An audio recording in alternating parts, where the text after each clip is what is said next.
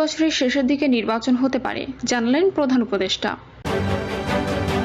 এদিকে কুমিল্লায় Awami League অফিসকে public toilet করার ঘোষণা। জানাবো ৩২ নম্বরে অগ্নিসংযোগের ঘটনা অনাকাঙ্ক্ষিত, বলছেন সাইফুল হক। ডিবি কার্যালয়ের শাওন সাবা, চলছে টানা জিজ্ঞাসাবাদ। শুনছিলেন সংবাদ শিরোনাম, এবারে বিস্তারিত। এই বছরের শেষের দিকে নির্বাচন হতে পারে, জানালেন প্রধান উপদেষ্টা।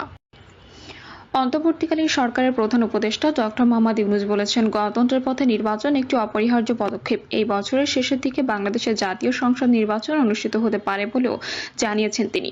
নির্বাচন অনুষ্ঠিত হওয়ার পর নতুন যে সরকার আসবে তাদের কাজ করার জন্য অত্যন্ত নিরাপদ এবং শক্তিশালী ভিত্তি থাকবে বলেও মনে করেন তিনি। ৫ই আগস্ট পরবর্তী সময়ে যে পরিস্থিতিতে ডক্টর ইউনূস প্রধান উপদেষ্টার পদে বসেছিলেন সেই সময়ের কথা উল্লেখ করে তিনি বলেন, আমরা যখন এসেছিলাম তখনকার পরিস্থিতি বিবেচনা করে আমার মনে হয় আমরা অনেক দূর এগিয়েছি, কারণ এটা সম্পূর্ণ বিধ্বস্ত একটা সমাজ, বিধ্বস্ত অর্থনীতি, রাজনৈতিক ব্যবস্থা, বিচার ব্যবস্থা সবকিছুই বিধ্বস্ত ছিল। প্রধান উপদেষ্টা আশা করেন যে দেশের তরুণরা ভবিষ্যতে প্রভাবশালী ভূমিকা রাখবে। গত বছরের আন্দোলনে তারা গুরুত্বপূর্ণ ভূমিকা পালন করেছিল। ডক্টর ইউনূস বলেন, তরুণরা যা করতে চায় তা হলো তাদের সৃজনশীল শক্তি প্রদর্শন করে বিশ্বকে তা জানিয়ে দেওয়া। তাই আমাদের মনে সেই উচ্চাকাঙ্ক্ষা রয়েছে এবং দেখা যাক আমরা কিভাবে এগিয়ে যাই। তিনি দেশের বৃহত্তম উন্নয়নশীল অংশীদার জাপানের প্রতি কৃতজ্ঞতা প্রকাশ করেন। তিনি বলেন, তাদের প্রযুক্তি এবং বিনিয়োগ সহ তরুণ বাংলাদেশিদের জন্য কর্মসংস্থান সৃষ্টি করেছে। কুমিল্লায় আওয়ামী লীগ অফিসকে পাবলিক টয়লেট করার ঘোষণা। কুমিল্লা মহানগর আওয়ামী লীগের অফিসকে পাবলিক টয়লেট করার ঘোষণা দিয়েছে বৈষম্য বিরোধী ছাত্র আন্দোলন। এছাড়া ওই ভবনের সামনের খালি স্থানটি সিএনজি চালিত অটোরিকশা স্ট্যান্ড হিসেবে ঘোষণা দিয়ে রাত থেকে সেখানে কার্যক্রম শুরু করা হয়। পরে সেখানে আয়োজিত বিক্ষোভ সমাবেশে বক্তব্য রাখেন সংগঠনের নেতারা। কুমিল্লা মহানগর শাখার আহ্বায়ক মোহাম্মদ আবু রায়হান বক্তব্যে বলেন, অফিসের সামনের খালি স্থানটি সিএনজি অটোরিকশা স্ট্যান্ড এবং মহানগর আওয়ামী অফিসটি পাবলিক টয়লেট হিসেবে আমরা তৈরি করে দেব। বৈষম্য বিরোধী ছাত্র আন্দোলন কুমিল্লা মহানগরে আহ্বায়ক আবু রায়হান বলেন, আওয়ামী লীগের কোনো নাম নিশানা আর কুমিল্লার মানুষ আর দেখতে চায় না, তাই এই সংগঠনের অফিস আর কুমিল্লায় থাকবে না। জনগণের জন্য এই অফিস পাবলিক টয়লেট হিসেবে আমরা আগামী সপ্তাহে তৈরি করে দেব। এর সময় সংগঠনের সদস্য সচিব রাশেদুল হাসান সহ অন্যান্য নেতাকর্মীরা উপস্থিত ছিলেন। সমাবেশ শেষ হওয়ার পর অফিসের সামনে খালি স্থানে অটোরিকশা স্ট্যান্ড হিসেবে ব্যবহার করা হচ্ছে। আওয়ামী লীগের দলীয় সূত্রে জানা যায়, ২০২১ সালের ২১শে অক্টোবর গণভবন থেকে ভিডিও কনফারেন্সে যুক্ত হয়ে নতুন মহানগর আওয়ামী লীগের অফিস হিসেবে এই ভবনের উদ্বোধন করেন আওয়ামী লীগ সভানেত্রী ও তৎকালীন প্রধানমন্ত্রী শেখ হাসিনা। নগরীর রামঘাট এলাকায় নান্দনিক কারুকাজ ও আধুনিক সব সুযোগ সুবিধা সম্বলিত ৯ তলা এই ভবনের উদ্যোগ পরিকল্পনা তত্ত্বাবধানে ছিলেন কুমিল্লা মহানগর আওয়ামী লীগের প্রতিষ্ঠাতা সভাপতি ও কুমিল্লা সদর আসনের তৎকালীন সংসদ সদস্য বাহাউদ্দিন বাহার। বর্তমানে বাহার ও তার মেয়ে সিটি কর্পোরেশন অপসারিত মেয়র ডক্টর তাহসিন বাহার সূচনা ভারতে অবস্থান করছেন। এছাড়া অধিকাংশ নেতাকর্মী আত্মগোপনে থাকায় এ বিষয়ে দলের দায়িত্বশীল কারো বক্তব্য জানা যায়নি। এর আগে রাত থেকেই বৈষম্য বিরোধী ছাত্র আন্দোলনের নেতাকর্মীরা নগরীর আওয়ামী লীগের দলীয় অফিস ও বাহারের বাড়িতে হামলা ভাঙচুর ও আগুন ধরিয়ে দেয়। সংগঠনটির ব্যানারে বিক্ষুব্ধ ছাত্র জনতা বিকেলে কুমিল্লার আদালত প্রাঙ্গণ এবং নগর উদ্যানে গেটে স্থাপিত শেখ মুজিবুর রহমানের দুটি মুরাল বুলডোজার দিয়ে ভেঙে গুঁড়িয়ে দেন। পরে কুমিল্লা জেলা আইনজীবী সমিতির সভাপতি অ্যাডভোকেট মুস্তাফিজুর রহমান লিটন ও সাধারণ সম্পাদক মোহাম্মদ জাহাঙ্গীর আলম ভুয়ার কক্ষে তালা ঝুলিয়ে দেন বৈষম্য বিরোধী ছাত্র আন্দোলনের নেতারা। এ সময় আদালত চত্বরে বৈষম্য বিরোধী ছাত্র আন্দোলনে হত্যাকারী ইন্ধনদাতা ফ্যাসিস্ট সরকারের দোষর আখ্যা দিয়ে ২০ জন আইনজীবীকে আদালত অঙ্গন থেকে বহিষ্কারের দাবি জানিয়ে তাদের নাম ও ছবি সম্বলিত ব্যানার আইনজীবী সমিতির সামনে টানিয়ে দেওয়া হয়। ৩২ নম্বরে অগ্নিসংযোগের ঘটনা অনাকাঙ্ক্ষিত, বলছেন সাইফুল হক।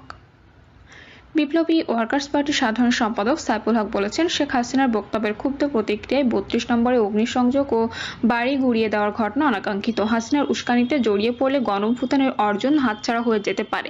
বাংলাদেশের বিপ্লবী ওয়ার্কার্স পার্টির সাধারণ সম্পাদক সাইফুল হক বলেন, এই ঘটনা উল্টো গণঅভ্যুত্থানে উৎখাত হওয়া আওয়ামী লীগের রাজনৈতিক ও সামাজিক পুনর্বাসনের রাস্তায় কেবল প্রশস্ত করবে। শেখ হাসিনার উস্কানির ফাঁদে জড়িয়ে পড়লে অনভিপ্রেত অস্থিতিশীল পরিস্থিতিতে একদিকে বহুমুখী ষড়যন্ত্র শক্তিশালী হবে আর অন্যদিকে গণঅভ্যুত্থানের অর্জন হাতছাড়া হয়ে যাওয়ার ঝুঁকিও বৃদ্ধি পাবে। তিনি আরো বলেন, এইসব অরাজক ঘটনার দায়-দায়িত্ব অন্তর্বর্তী সরকার কোনোভাবেই এড়িয়ে যেতে পারে না।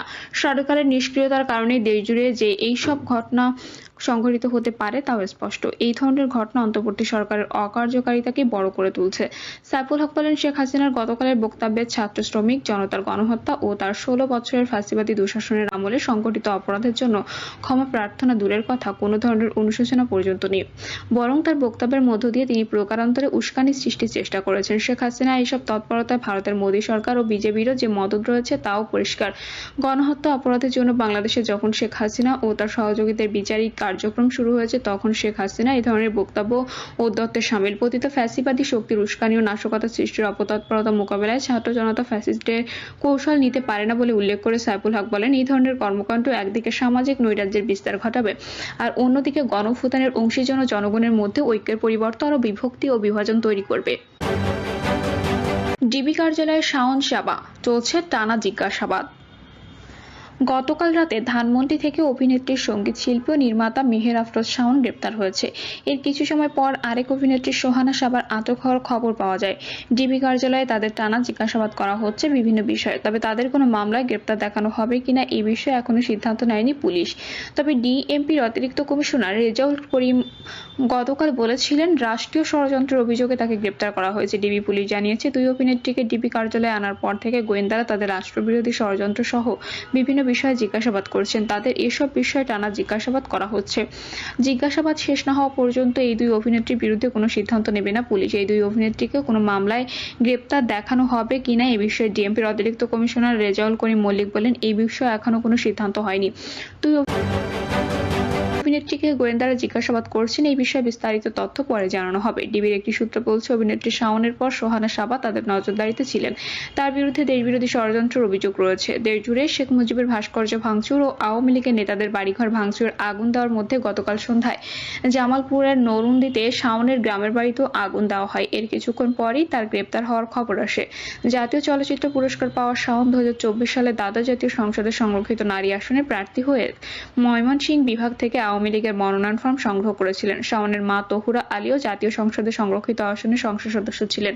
শাওন কথাসাহিত্যিক হুমায়ুন আহমেদের স্ত্রী। এদিকে সোহানা সাবার বিরুদ্ধে অভিযোগ রয়েছে, গত বছর জুলাইয়ে বৈষম্য বিরোধী ছাত্র আন্দোলন চলাকালে সোহানা সাবা সহ শিল্পীদের একাংশ হোয়াটসঅ্যাপে আলো আসবেই নামে একটি গ্রুপে আন্দোলনের বিরুদ্ধে সক্রিয় ছিলেন। আন্দোলনের সরকার পতনের পর ওই হোয়াটসঅ্যাপে গ্রুপ সংশ্লিষ্ট বার্তার কিছু স্ক্রিনশট ছড়িয়ে পড়ে সমালোচনার মুখে পড়েন অভিনেত্রী। হোয়াটসঅ্যাপে গ্রুপ সংশ্লিষ্ট বার্তার কিছু স্ক্রিনশট ছড়িয়ে পড়ে সমালোচনার মুখে পড়েন অভিনেত্রী। প্রিয় দর্শক, এই ছিল এখনকার সর্বশেষ সংবাদ। আপডেট সব সংবাদ পেতে চ্যানেলটি সাবস্ক্রাইব করে বেল আইকনটি ক্লিক করে রাখুন।